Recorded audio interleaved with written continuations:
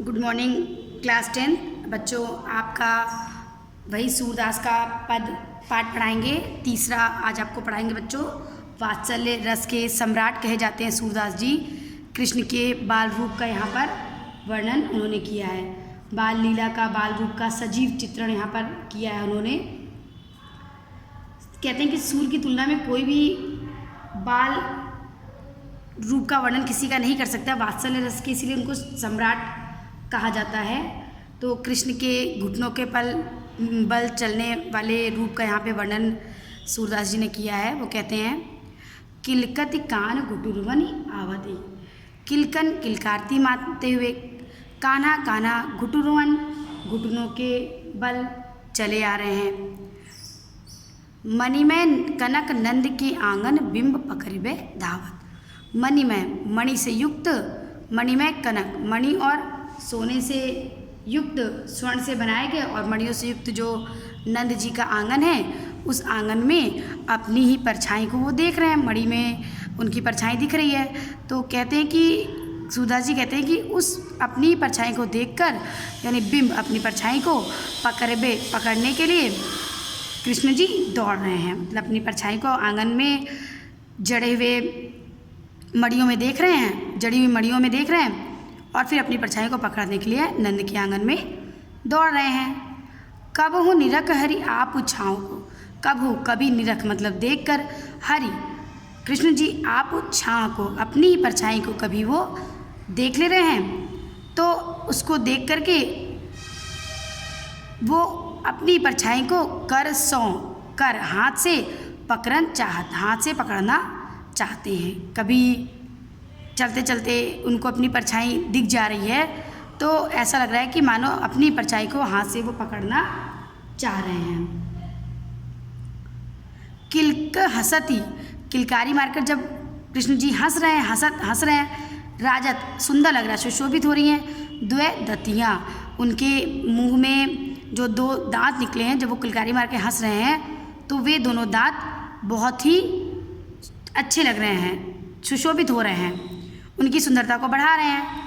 पुनि पुनि तिहि अवगाहत मतलब दिखला रहे हैं और बार बार हंस के कृष्ण जी अपने उन दांतों को दिखा रहे हैं।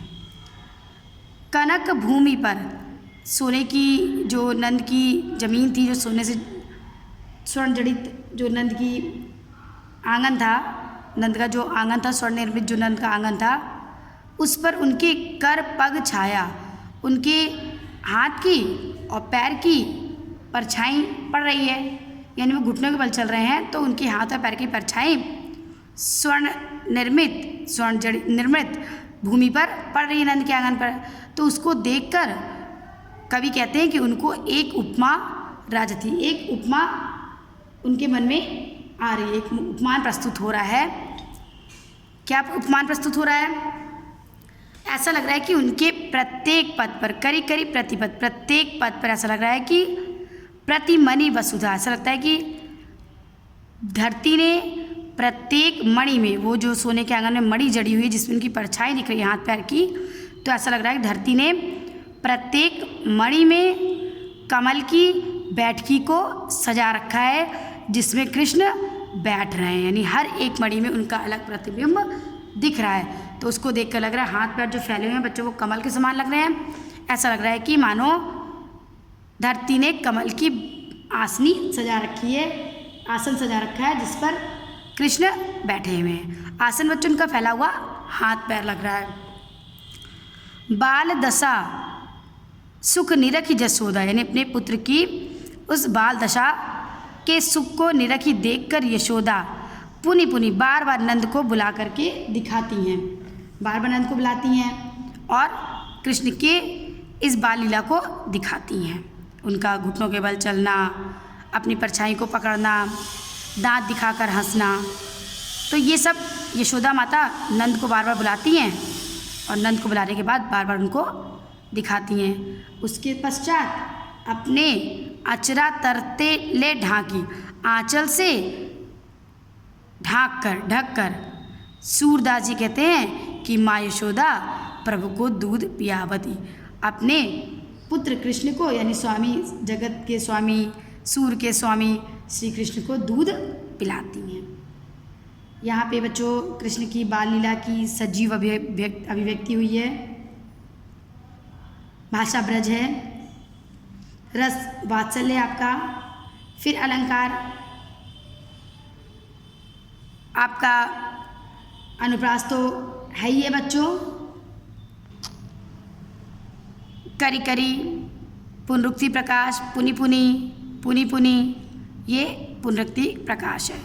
तो ये बच्चों पढ़ लीजिएगा। अगले में आइएगा। अगले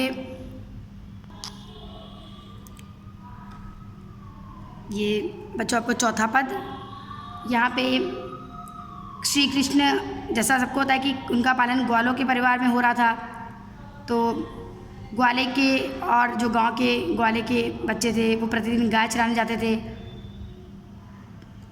बलराम भी जाते थे। तो अब कृष्ण उनके साथ वन में जाने की हट करते हैं, अपनी माँ से वन में जाने की हट करते हैं गाय को चराने के लिए। कहते हैं मैं अपनी सब गाय चराए हूँ, हे माता मैं खुद अपनी सारी गाय को चराने के लिए जाऊँगा, मैं अपनी सब गाय चराए हूँ चराने जाऊँगा, मैं अपनी सारी गाय खुद चराने जाऊँगा। प्रातःकाल होते ही बल के संग जय हों, बल बलराम उनके बड़े भाई के संग मैं जाऊँगा, तेरे कहे न रहे हों, तुम्हारे कहने में नहीं रहूँगा। मतलब तुम मुझे रोकोगी तो मैं रुकूंगा नहीं, बल्कि मैं बलराम के साथ वन में चला जाऊँगा। ग्वाल बाल गायन के भीतर, कहते ग्वाल बालों, ग्वाल बाल जो ग्वालों के बच्चे थे और गायन गायों के भीतर बीच में न कहूँ जरा सा भी मुझे डर नहीं लगता है। आज न सोऊं, फिर कृष्ण सोचते हैं कि अगर मैं सो गया तो हो सकता है कि सुबह मैं ना जा पाऊँ, तो वो अपनी माता से कहते हैं आज न सोऊं, मैं आज नहीं सोऊंगा नंद दुहाई, मैं नंद बाबा की कसम खाकर कहता हूँ कि आज मैं पूरी रात नहीं सोऊंगा, बल्कि रैनी रात में रहूँगा जागत, पूरी रात जागता रहूँगा, जिससे सुबह ग्वाल वालों के साथ गाय चराने के लिए जा सकूँ। आगे कृष्ण ये भी शिकायत करते हैं कि और ग्वाल सब गाय चराए हों, मैं घर बैठे रहे हूँ। वो कहते हैं कि मुझे ये जरा भी अच्छा नहीं लगता है कि और अन्य सब ग्वाल सब गाय चराने जाते हैं और मैं घर में बैठा रहता हूँ, मैं घर में बैठा रहता हूँ। कहते हैं कि मुझे ये बात जरा भी अच्छी नहीं लगती है कि सब ग्वाल बाल गाय चराने जाते हैं और मैं घर में बैठा रहता हूँ। जब कृष्ण के मुँह से इतनी बातें यशोदा माता सुनती हैं तो वो कहती हैं कि मतलब तसल्ली देते हुए कृष्ण को कहती हैं कि हे मेरे पुत्र सूरश्याम, सूरदास जी कहते हैं कि यशोदा माता उनसे कहती हैं कि हे मेरे पुत्र अब तुम सो जाओ, प्रात जान में दे हूँ, तुम जाकर के सो जाओ, सुबह होने पर प्रात होने पर सुबह होने पर मैं तुम्हें जाने दूंगी, कहाँ गाय चराने के लिए अवश्य भेज दूंगी। ठीक है बच्चों, तो इसमें भी कृष्ण के बाल हट का वर्णन, जिद का वर्णन, बाल हट की स्वाभाविकता का वर्णन है, रस वात्सल्य, भाषा ब्रज है, अलंकार फिर आपका वही बार बार रा हा इन वर्णों की आवृत्ति है, तो यहाँ पर आपका अनुप्रास अलंकार है। इसको पढ़ लीजिएगा, बाकी हम आपको 2 बाद में देंगे। ठीक है, bye and take care everyone.